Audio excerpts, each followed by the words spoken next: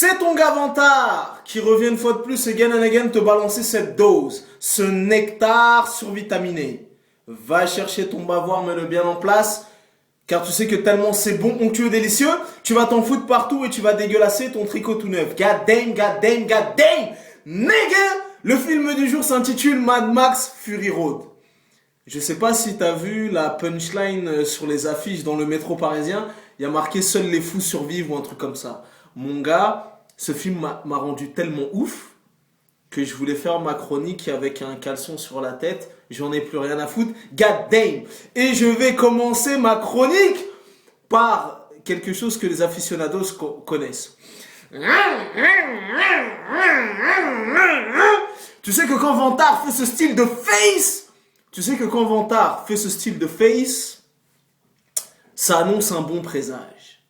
Mon gars, le film est lourd. Le film a rempli le cahier des charges. Le film a dépassé mes attentes les plus folles. Oh là là, mon gars, le film est lourd, t'as vu, me raconte pas ta vie, ouais, peut-être demain il fera beau, peut-être demain il va pleuvoir. Mad Max Fury Road est lourd, mon gars. Depuis le 1er janvier 2015 jusqu'à Mad Max, j'ai été au cinéma 48 fois. 48 fois, j'ai tout vu, les blockbusters, les films coréens, japonais, iraniens, danois, tout ce qui a été possible et inimaginable, j'ai tout vu. Mon gars, ma punchline est la suivante. Depuis le 1er janvier 2015 jusqu'à maintenant, Mad Max Fury Road est le meilleur film que j'ai vu. Tu vois, vraiment le blockbuster à son maximum. Oh là là, je sais même pas par où commencer, mon gars. Je n'ai plus de mots, je reste les bras ballants, mon gars, le film est tellement lourd. Oh là là là là là là. Nigga! Tu vois, le film est tellement lourd que Vantard fait sa chronique avec un calbut sur la tête. Tu vois ce que je veux dire? On aura tout vu, mon gars, par où commencer. Écoute, une des premières choses qui m'a frappé quand j'ai vu ce film, et je veux t'en faire part et le mentionner dans cette chronique, c'est que je peux te dire que à côté de Mad Max Fury Road, Fast and Furious 7, c'est du pipi de chat, mon gars. C'est du pipi de chat, mon gars. Dans Mad Max Fury Road, mon gars, il y a de ces courses-poursuites, mon gars. Oh là là là là. Des courses-poursuites, des vrais bails de sensation de vitesse, tu vois. Tu as des bails de coups d'accélération, des bails de nitroglycérine, des bails de vitesse. Oh là, tu n'es pas prêt, mon gars. Tu n'es pas prêt pour ce genre de course-poursuite post-apocalyptique, mon gars. Des vrais bails de vitesse. Tu as des vrais bails d'accélération, mon gars. Je peux te dire que Fast and Furious 7 à côté, oh là là, c'est un épisode de Dora l'exploratrice. Mon gars, le film est tellement lourd. Nigga, tu sais... Bon, déjà, si tu regardes bien autour de toi, les critiques sont dithyrambiques et unanimes. T'as juste à taper Mad Max Fury Road dans moteur de recherche sur Google, tu verras sur la première page que des éloges de oui, le film et nanana. Tout le buzz autour du film est justifié, tu vois. Déjà, dans une première chose, ils ont été chercher le réalisateur originel de cette trilogie culte qui est Mad Max. Donc déjà, le mec maîtrise son sujet de A à Z. Ils sont pas partis chercher un petit jeune ou un truc pour faire un reboot ou un remake ou je sais pas quoi. C'est le protagoniste même originel qui est à l'initiative de cette œuvre cultissime et légendaire qui s'appelle George Miller. Et je peux te dire qu'à plus de 70 piges, le mec il en a encore sous le capot. Vraiment, le film Mad Max Fury Road, c'est vraiment une expérience, mon gars. Tu vois, c'est vraiment un style de cinéma. Il a vraiment sa patte. Quand tu sors de la salle de cinéma, tu dis motherfuck, mais quel est ce film de malade mental, psychopathe et psychédélique. Tu vois, c'est vraiment, voilà. Mon gars, le film m'a régalé à tous les niveaux. Que ce soit d'un niveau esthétique, que ce soit d'un niveau visuel, d'un niveau graphique, la mise en scène, la bande originale, mon gars, le film m'a régalé, mon gars, en tout point. Tu vois ce que je veux dire? Vraiment. Donc déjà, d'entrée de jeu, sans te spoiler et te dévoiler l'intrigue, j'avais eu quelques retours de ci, de là, et on m'avait parlé d'une séquence d'action, une séquence d'ouverture monumentale et légendaire et déjantée. Je te confirme, mon gars, oh là là là là, mon gars, la première séquence d'action du film, god damn, nigga, putain, mon gars, elle est légendaire, tu vois, vraiment, dès les premiers instants du film. t'as une espèce de petite séquence d'action, une petite séquence d'ouverture. Oh là là là là, légendaire mon gars, légendaire, tu n'es pas prêt. Tu vois d'intensité qui font que même au bout d'un moment dans la salle, tu dis ah non, c'est trop, j'en ai marre. J'en ai marre, c'est quoi ces séquences d'action qui durent pendant une demi-heure comme ça? Mon gars, la séquence d'ouverture, t'as vu, moi je suis parti le voir le jour même de sa sortie, c'est-à-dire le 13 mai ou le 14 mai, je sais plus. Et non, c'est le 14 mai. Et au bout de la première séquence d'action, qui est légendaire, titanesque et épique, quand cette première séquence d'action a été clôturée, standing ovation dans la salle, mon gars. Standing ovation au bout de 25 minutes, les gens. Ouais! Ouais! Wouh! Tu vois, des bails d'interactivité avec l'écran, mon gars. Légendaire. Vraiment, en plus, ils ont fait ce choix judicieux d'aller chercher Tom Hardy.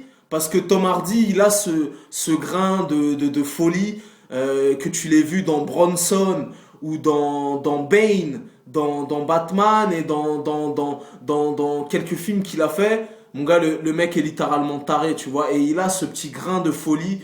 Mais voilà, en tout cas, ce film-là, moi pour l'instant, je t'ai dit, c'est le premier. Pour moi, c'est le meilleur film de 2015. C'est le vrai premier blockbuster tant et tant attendu qui a tenu toutes ses promesses et bien au-delà, tu vois. Ça veut dire, j'ai vu les Avengers 2, j'ai vu les Fast and Furious 7, j'ai vu tout ce qui nanani. Pour moi, pour l'instant, à ce jour, c'est le meilleur film de 2015. Me raconte même pas ta vie, me dis pas demain il fait beau, demain il va pleuvoir.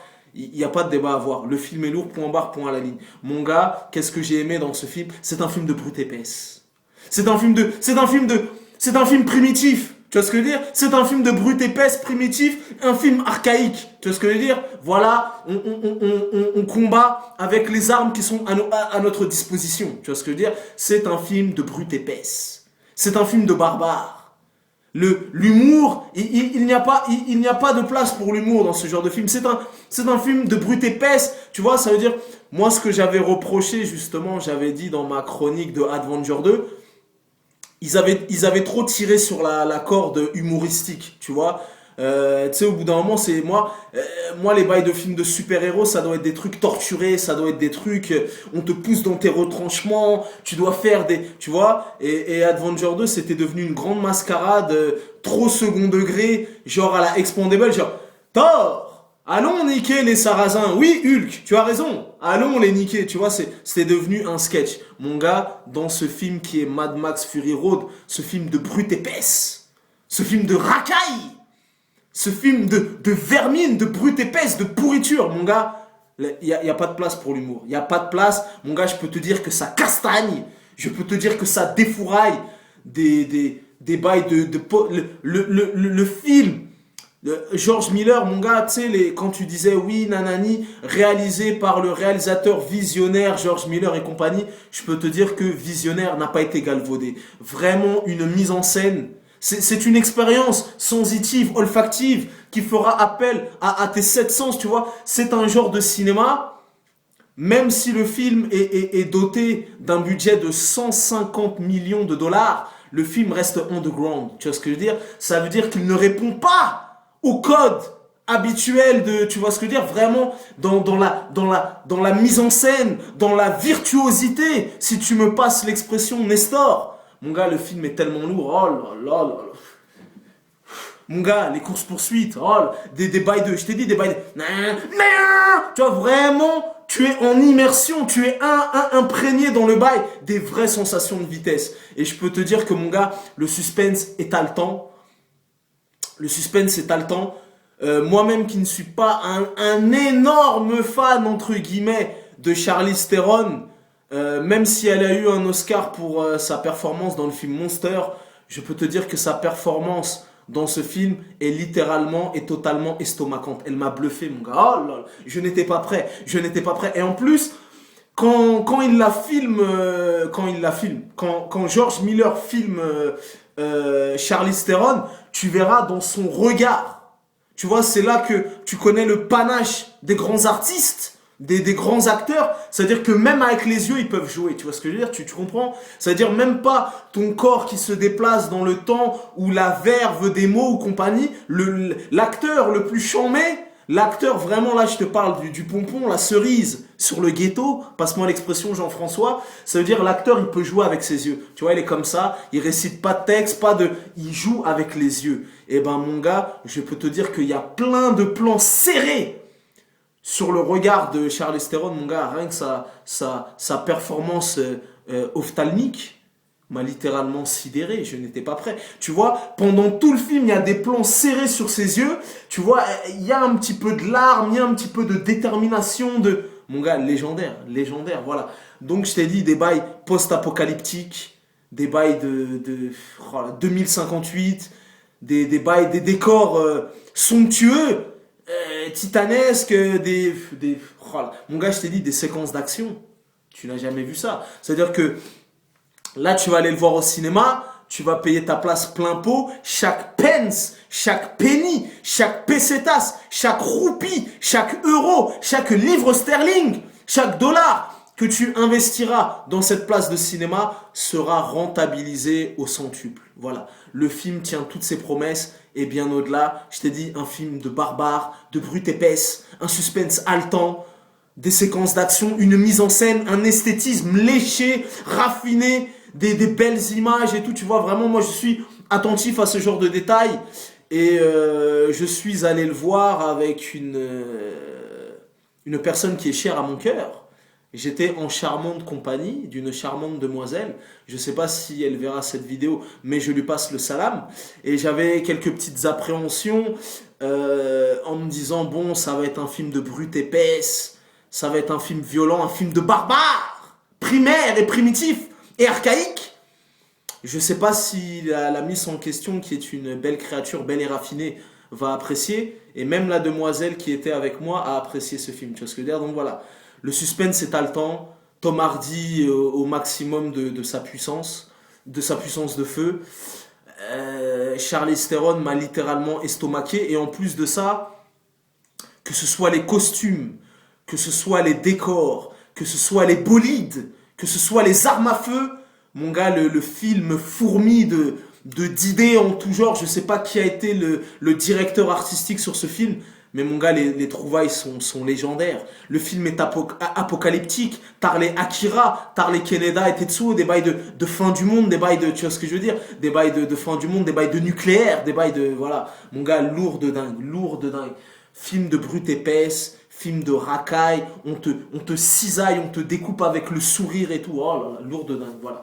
En tout cas, me raconte même pas ta vie, je t'ai dit, le film est lourd, je l'ai testé, je l'ai authentifié. Tu vois, le film m'a rendu tellement fou que j'ai fait une chronique avec mon caleçon. Je crois que j'ai déjà fait une chronique avec une casserole sur la tête, il me semble, mais jamais un caleçon. Donc pour que j'en arrive à mettre mon caleçon sur ma tête pour faire une chronique, c'est vraiment, le film m'a rendu ouf. Et je peux te dire que là, j'ai regardé le calendrier des sorties dans les prochaines semaines à venir et c'est il n'y a pas grand chose. Donc il y a de fortes chances, mon gars, que j'aille le voir, que j'aille le revoir une deuxième fois parce que je t'ai dit, ce film il m'a estomaqué. Lourd. Et j'ai lu des interviews. Tom Hardy a dit que c'était vraiment un tournage très éprouvant parce que George Miller faisait très peu recours aux images de synthèse et compagnie, donc il y a beaucoup de prises de vue réelles, beaucoup de cascades et justement Tom Hardy disait c'était dur en plein cagnard. En plus en étant habillé dans le film, il n'est pas spécialement habillé en Marcel et compagnie, donc en plein cagnard comment ça s'appelle, de rebondir sur de la tôle, de faire des cascades et compagnie. Donc il a dit c'était l'un des tournages les plus éprouvants de ma vie et j'ai vraiment souffert. Donc voilà, moi en tout cas je peux te dire que le film est très lourd, c'est une œuvre baroque, c'est une œuvre poétique, c'est une œuvre avant-gardiste et je vais même pousser le bouchon, je vais blasphémer le Seigneur carrément et je sais que je vais choquer la ménagère de moins de 50 ans, mais moi je te le dis mon coco, c'est un film culte, voilà. On va pas, tu vois, les gens ils vont dire non, vantard le malheureux, tu as blasphémé le Seigneur, nanani. C'est une œuvre culte. C'est une œuvre culte en tout point. Il y a tellement de levels, tellement de paramètres que j'étais mentionné dans cette vidéo. mise en scène, virtuosité, suspense haletant, séquence d'action légendaire. Il y a trop d'éléments qui penchent dans la balance, mon gars. Moi, j'érige ce film. C'est un film culte. Si tu le rates, t'as raté ta vie. Voilà, il faut aller le voir. Mad Max Fury Road, mon gars. Le film a tenu toutes ses promesses. Des séquences d'action titanesques, lourd, tu vois. Et je t'ai dit, il y a plein de choses tu vois, ça veut dire que même dans le film, il y a pas beaucoup de dialogue. Il y a vraiment les dialogues, c'est minimaliste, tu vois. C'est-à-dire que c'est vraiment un film primaire. C'est un film archaïque. C'est une œuvre singulière, tu vois. Ça veut dire on pense à la survie, on pense à tuer, on pense je t'ai dit, archaïque, primitif. Il y a très très peu de dialogue. Tu verras Tom Hardy en tout et pour tout. Si tu regroupes dans le film, il doit j'extrapole, j'exagère un petit peu, mais c'est pas un film bavard. C'est vraiment un film où ça castagne, ça cisaille, ça découpe, c'est course-poursuite, ça défouraille, vraiment des scènes de défouraillage d'anthologie, mais il y a très peu de dialogue. C'est un film archaïque, c'est un film primitif, c'est un film de brute épaisse, c'est un film, voilà, c'est pour les bonhommes. Tu vois, c'est un film qui transpire la testostérone, tu vois, sans tomber dans les clichés, bien évidemment, de bodybuilder et compagnie, mais c'est un film qui transpire la testostérone, et voilà. George Miller est vraiment un réalisateur culte et visionnaire, parce qu'en plus, si tu regardes dans sa filmographie, le mec est passé de Mad Max à cette trilogie super violente, visionnaire, apocalyptique et compagnie, et par la suite, il a réalisé Happy Feet. Voilà, il a même réalisé la suite de Babe le cochon. Donc tu t'imagines le mec qui fait des films où les mecs ils se découpent avec des tronçonneuses et compagnie, et après il va faire la suite de Babe le cochon et de Happy Feet et compagnie. Donc voilà, en tout cas, c'est un réalisateur culte, c'est un réalisateur visionnaire. J'espère que ça va repartir sur une nouvelle trilogie, mais voilà, le film est estomacant, le film est voilà. C'est un film de brute épaisse, c'est un film de barbare. Moi, je te l'ai dit, j'ai déjà été 48 fois au cinéma. C'est le meilleur film que j'ai vu cette année. Point barre, point majuscule, point la ligne. Voilà. Je suis parti le tester le jour même de sa truc. Les gens ont applaudi. Les gens sont. Voilà. Les vrais bails sérieux sont arrivés avec Mad Max Fury Road. Les vrais bails sérieux, tu vois. Et en plus, c'est un film qui est entouré d'une malédiction, un petit peu comme le Don Quichotte de Terry Gilliam, et il y a eu des problèmes climatiques, des scénarios qui ont été remaniés, voilà, et c'est un film qui s'est fait dans la douleur, les larmes et le sang, qui a vu le jour en 2015, et je peux te dire, mon gars, que 36 ans, je crois, après le premier Mad Max, je peux te dire que ça valait le coup d'attendre, et je peux te dire qu'il est vraiment lourd de dingue. Voilà, c'est une expérience, c'est un trip. C'est vraiment un road trip apocalyptique. Tu vois, ça veut dire, je t'ai dit, c'est le genre de film de mise en scène. Des films comme ça, t'en vois un tous les 5 ans. C'est pas, tu vois ce que je veux dire? C'est vraiment dans les bails de visionnaire. J'ai compris. Quand je suis parti voir ce film, j'avais déjà vu les Mad Max. J'ai pas vu Happy Feet et Babe le cochon parce que c'est pas mon acabit. Mais j'ai compris les bails de je suis un visionnaire. Je suis un avant-gardiste, je suis déjà en 2054. Mon gars, le film est lourd en tout point. Va le voir, je t'encourage, c'est un must. Voilà. Je vais m'arrêter là, le film est lourd de dingue. Je connais ce dicton légendaire, les goûts et les couleurs, ça ne se discute pas. Si t'as la vie de vantard, c'est toujours le bon. En tout cas, Mad Max Fury Road, authentifié, validé, lourd de dingue, des séquences d'action, tu sais, les genres de séquences d'action, au bout d'un moment, t'en as marre, tu dis, oh là là, il y a trop d'action, il y a trop, c'est trop! On n'est pas habitué à ce genre de rythme soutenu, effréné et infernal. Mon gars, des séquences d'action qui, à n'en plus finir, une course contre la montre, contre la survie, des rebondissements, voilà. Et je t'ai dit, même le film en lui-même, même s'il pourrait être estampillé blockbuster, il est politiquement incorrect. George Miller, il est parti trop loin, il est parti dans des trouvailles, dans des trucs, tu crois que, mais non, mais oui, mais lourd de dingue, voilà.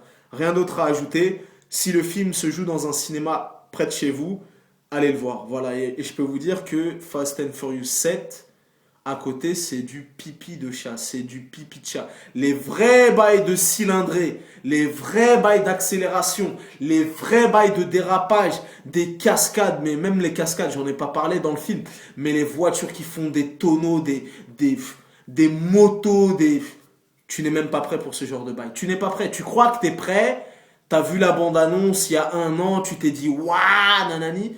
Quand tu vas voir le film et tu vas ressortir au bout de 2 heures, là tu vas vraiment comprendre ta douleur pour de vrai. Voilà. C'était ton Gavantar, peace and love, à bientôt. Et je vais enlever mon caleçon et je vais le mettre pour de vrai. À bientôt.